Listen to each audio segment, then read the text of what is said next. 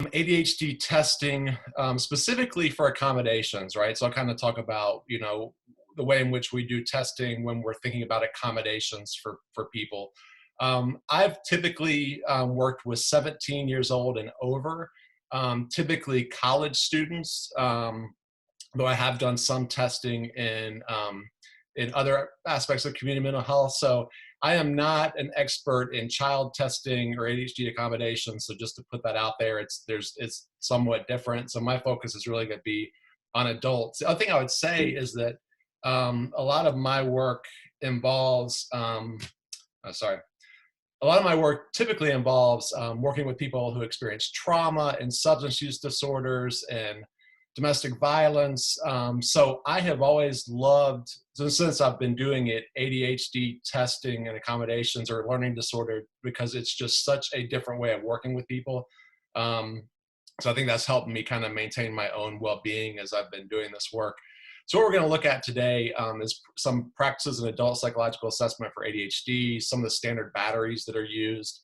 I'll look at some of the evidence supporting those, factors that may affect people's test performance, and then some typical accommodations for ADHD, as well as the evidence or lack thereof for those accommodations.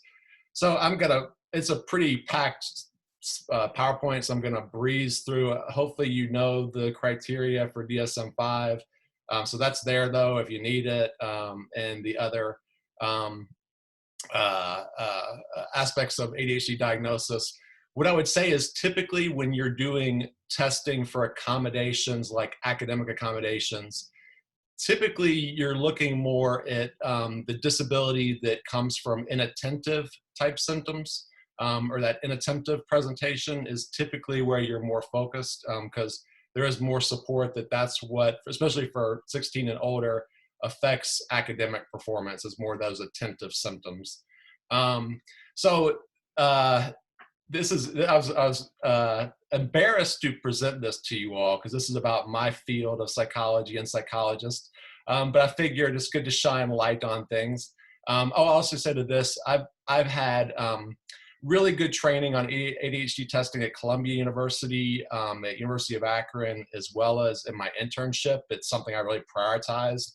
So I've been, I think, trained in a way to do it that's most empirically supported by the empirical evidence. Not everybody has, and this research study kind of illustrates that. One thing I'll say about this, though, is that much like other reports that other professionals write, you're writing it for the person to be able to understand it. So sometimes you may not be writing all of your thought process about how you came to those conclusions, which is something to kind of think about with this. But essentially, this study, they had 100 psychological reports, and these were for post-secondary students who were requesting disability eligibility accommodations. So they were kind of looking at these 100 studies to see if they were, how congruent they were with what we believe to be best practices. So that would be some of that, the DSM criteria, methods and instruments used in the evaluations, and then the recommended academic accommodations. There's a lot of bad news here. So the bad news is results show that a minimal number, less than 1%, documented that students met all DSM criteria for ADHD. That's a big miss. And part of why I present this is it's helpful for you to think about. Some of you are going to be getting psychological reports about ADHD assessments from your shared patients. So you're going to kind of want to get a sense of what information should be there. That's sort of the lens I'm presenting this through.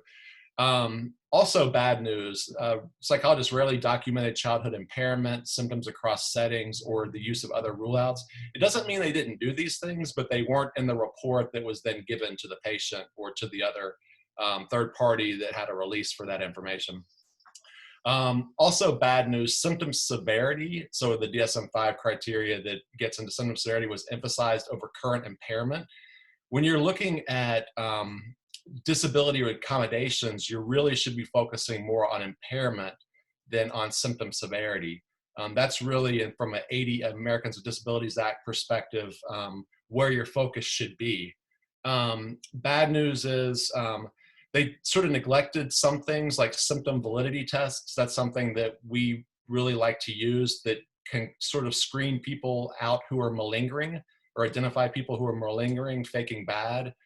So a lot of times those weren't used, and there's a lot of reasons why people would malinger ADHD symptoms. I'm not saying that people don't have ADHD symptoms. Obviously, people do, but people will also malinger in order to get accommodations, which many students would want to have. And also getting record reviews. So obviously it's important, if you can, to access records from the student's school, from medical providers, from other types of clinicians, to really have a full picture. Also, well, this is a bad news question mark. Most reports included recommendations for academic accommodations, with extended time being the most common, like the time and a half. There's really limited research about that, which we'll get to in a minute. The good news is that they did use multiple methods, which is best practices. So multi-informant data, so that's typically information from the patient, but as well as from a caregiver who raised them. Interviews, observations, psychological testing, which is in large part cognitive and intellectual testing, rating scales on ADHD symptoms, looking at academic achievement. So about 80% of the folks did that. Okay, so that's one study. Here's another 2019 study. This study, they had 246 participants. 109 had been previously diagnosed with ADHD. The researchers felt confident in that diagnosis. 52 were depressed, and 85 didn't exhibit any mental disorders. Essentially, what they were doing was trying to see what battery of tests best predicted which folks fell into the ADHD camp versus the other camps. So a pretty interesting study. And they found that a combined approach that utilized self and informant ADHD symptom ratings, family history of ADHD, and neuropsych testing classified accuracy of approximately 87% when distinguishing participants with and without ADHD, which especially depression was put in there because obviously there's some symptoms of depression and anxiety as well that can affect concentration and attention. So sometimes it's hard to tease out without a thorough process what's the ADHD symptoms and severity and what's the depression, and is it depression? Obviously it can be co-occurring too, but it helps sort of tease that out. So analysis identified measures that each uniquely added to the discrimination between ADHD and non-ADHD adults. And not surprisingly, working memory comes up a lot in terms of being a really robust predictor of ADHD. Obviously, you can't do that in isolation. You need a lot of other information because many things can affect working memory. Inhibition, response speed and variability, and sustained attention. And like I mentioned there, that's all of those domains, or I should say, constructs have been supported by other studies as being robust predictors of ADHD. That's just to kind of give you a sense of where we're at now with that, and hopefully what I'll present then is pretty consistent with what those recommendations would argue, or what that evidence supports. So when you're doing integrated method assessment, there's a number of things you have to think about. So one is, obviously this gets into American with Disabilities Act, because you are doing this assessment for people to get accommodations in things that are quite impactful. So I've done reports can lead to people getting accommodations on tests like the MCAT and the LSAT and the GRE and in school and in classes. So it's a big deal, basically, and you have to make sure that you're working in concert with ADAD parameters. I should have put in there as well as legal practices or precedents is the best way to put that, because our legal system has a lot to say about accommodations and specific issues that affect it a lot. In higher education, where I typically work, the Association of Higher Education and Disability is thought of as sort of a clearinghouse for best practices. The needs of the patient, obviously, so you within ethical guidelines, you do testing that's going to be the benefit to that patient, to the Office of Accessibility at your particular organization, or some other third party where there's obviously releases, so you can submit that information. You're also going to want to base it on the scholarly literature, so there's always new information about best practices. And there's this kind of sort of cost benefit analysis, the cost of the measures, the time to complete them. I'll tell you, the assessments that I do typically take altogether about 8 hours. That's pretty time consuming.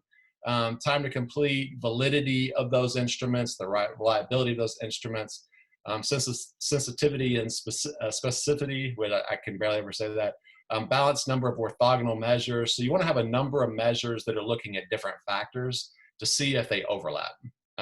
You don't just want one measure for one particular issue, like working memory, for example. You want to have a number of measures or ways of collecting data about working memory, and attention and impulsivity. And so you're trying to sort of balance all that out to figure out what's the best battery I can use. So here's a sort of an example I'm going to put through of what would be considered a best practice battery. So you have your comprehensive clinical diagnostic interview, and that's comprehensive. So you're looking at, you're asking about medical history, you're asking about psychiatric history, you're asking about any head trauma, you're asking about other aspects of their social life, trauma, things like that. Then you typically would use a semi-structured interview for ADHD, obviously one now that's focused on the DSM-5.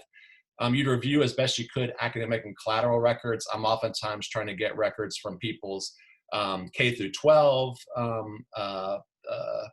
as well as I have access at University of Akron to people's current grades, so I can get that as well. And then you want to do some kind of comprehensive mental health assessment over and above the interview. So we use the MMPI, the Minnesota Multiphasic Personality Inventory, quite a bit. That's a good inventory because it's been shown to really adequately predict mental health issues, but also it has another validity scale, so it can look to see if people are malingering or faking good or faking bad.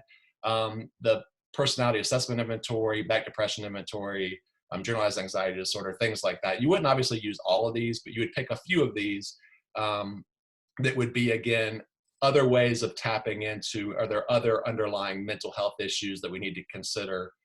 Did I skip something? No, okay. So there's a number of different ways of measuring cognitive or intelligence. The WAIS, the Wechsler Adult Intelligence Scale, is considered the gold standard right now, and it's what I have the most training in. First of all, in intelligence, by the way, psychologists come to fisticuffs about how we define intelligence. It's a philosophical issue.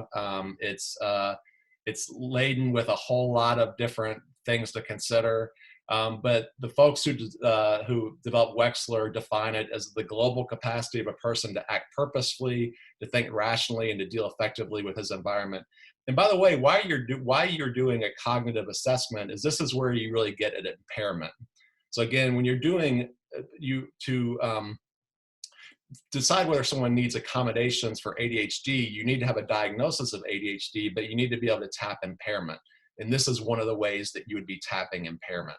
And they argue, and many psychologists do, that general intelligence is comprised of various specific and interrelated elements that can be individually measured. So for the WAIS, they look at sort of 4 interrelated but independent factors that involve intelligence that we'll look at. And there's lots of research to support those 4 factors. The WAIS is created in a really interesting way. There'll be a WAIS 5 in latter part of 2020. They're supposed to be, but essentially they do a standardized and normative sample of 2,200 individuals. They're divided into 13 age bands spanning ages from 16 to just under 91 years old. And it's stratified to match the US population based on demographic variables, categories of age, sex, educational level, race, ethnicity, and geographic region. And it's typically in line with the US Census, which is why there's a wait to get the 5 out.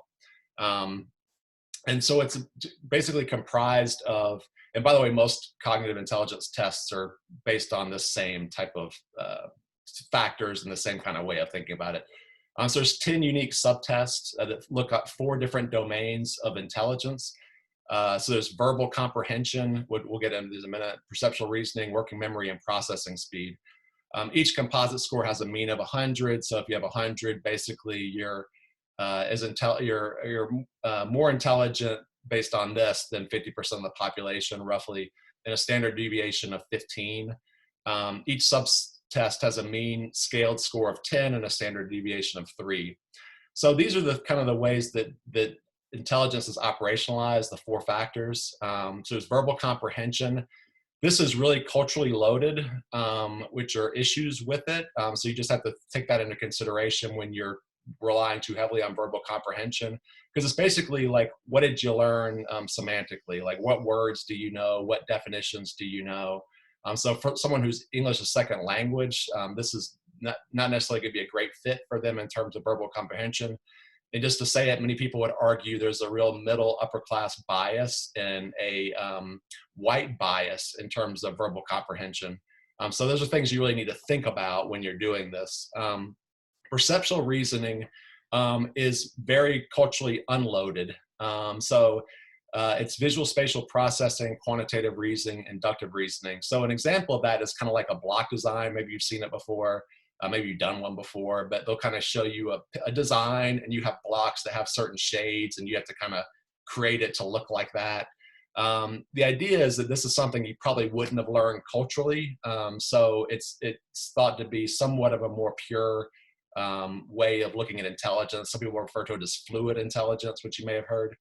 Working memory. So I put 2 dots there because you're going to suspect someone who has ADHD is going to have significantly lower working memory than they would other aspects of intelligence. And that's typically a pattern you'd see.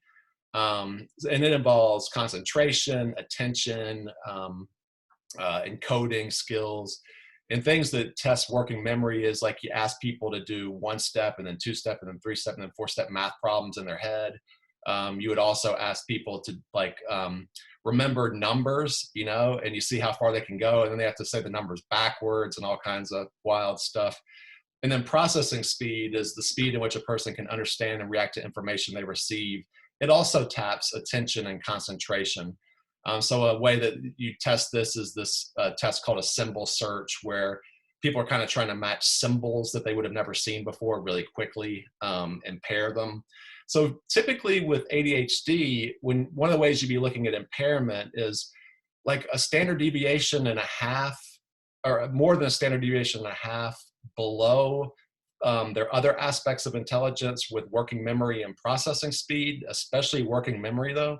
But then also when you're comparing your patient to, we'll get into this in a minute, a referent group, you would want to see a standard deviation or a half and a half or greater decreased functioning in comparison to that referent group.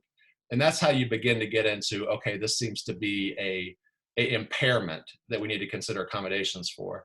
Okay, so what am I doing?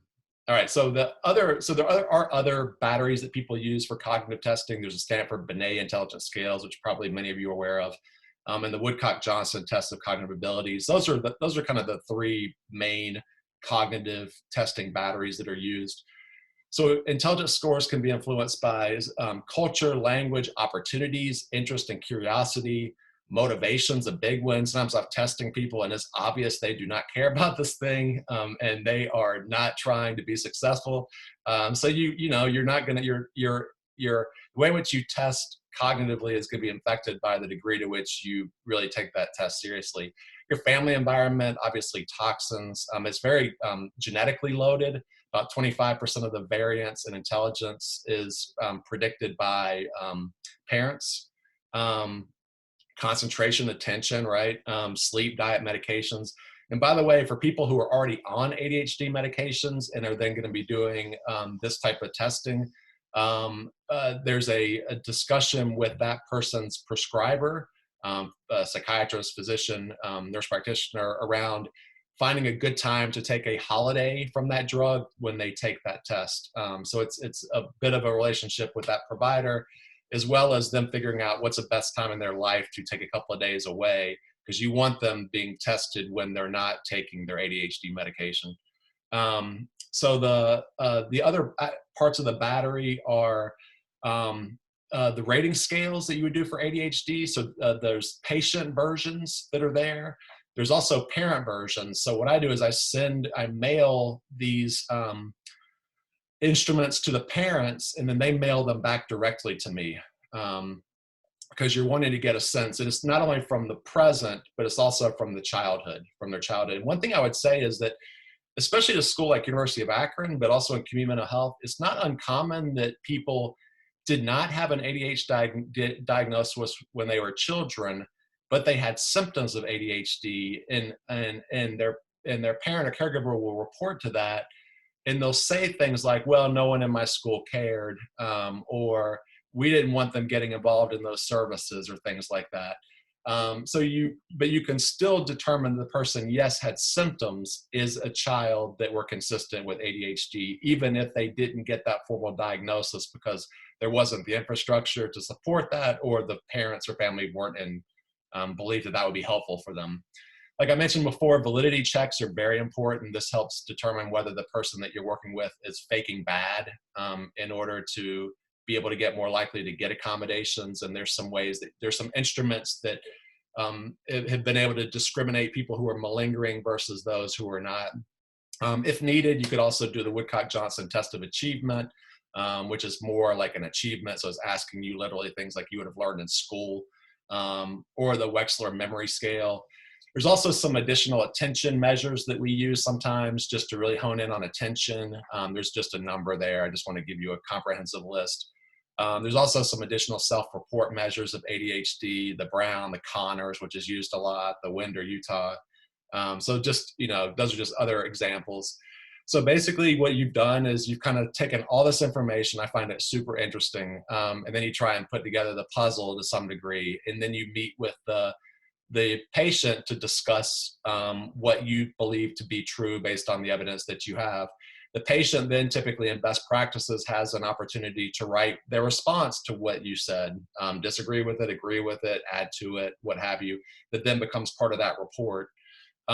Some recommendations may include, we'll get into more, but meeting with Office of Accessibility to identify accommodations if it's warranted. So, okay, so recommendations or accommodations. So I've been making this distinction throughout. So when I'm doing this, yes, I'm trying to determine, obviously, if they meet criteria for ADHD, but I'm also trying to attempt to determine whether or not their diagnosis of ADHD leads to a true impairment, which is a legal issue. So now we're getting into, case law, basically. And this is really interesting, and we argue about this a lot.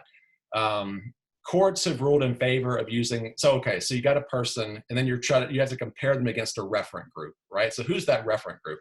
Is it an average person? If it's a college student, there's some argument that maybe you should be comparing them versus other college students than versus an average person, because an average person isn't a college student. And as well as you're going to want to look at intrapersonal comparisons. So you're going to want to see that, again, their working memory and processing speed seem to be significantly more compromised than their verbal comprehension or the perceptual reasoning. That's the pattern you would definitely want to see. And courts have ruled in a lot of different ways. So typically where we've kind of landed in the college world is that you're going to want to compare college students versus other college students. And that you're going to want to see that your college student functioning is about a standard deviation and a half or greater diminished versus the average college student, and that is based on ADHD, if that makes sense. It's kind of a lot to think about. So what are accommodations? No, this is a big one. 50% extra time on tests. Courts have over and over and over again upheld that this is an appropriate accommodation for people with ADHD. The only issue is there's not evidence to support that. And there's also not evidence to support that it's not leading to an unfair issue. I'm not really here to wade into that. It's pretty heated. But just to say that there lacks evidence. Doesn't mean that it's not needed or beneficial, but there's not evidence to support that it is an appropriate accommodation. And there's evidence to suggest it may be unfair, because everybody does benefit from time and a half. Testing in a distraction-reduced environment, there's way less controversy about that. So there is evidence. There's some evidence to suggest that's helpful. There's also not much evidence to suggest it's unfair.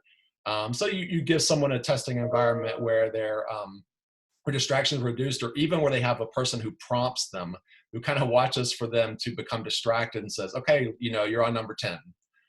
That type of intervention, which is also test taking prompts. Note taker for classes. Again, that's not a big, there's some evidence to suggest that's helpful and that's not perceived as unfair typically. And then tape recording lectures or access to archival classroom lectures. So those are considered sort of like your most often seen accommodations. And then recommendations. Typically, after an assessment, you're going to, based on what you're finding, you may be recommending personal, educational, career counseling, academic support services, vocational support services for people at work, community resources, physicians, psychiatric referral for medication, possibly, or other resources from those folks, state rehabilitation agency, because oftentimes people are also eligible for accommodations through the state or through other resources through the state, and possibly occupational therapy. And then I have a boatload of resources for you, because to me, it's a pretty interesting topic, and it's not something to, there's just a lot of information about it.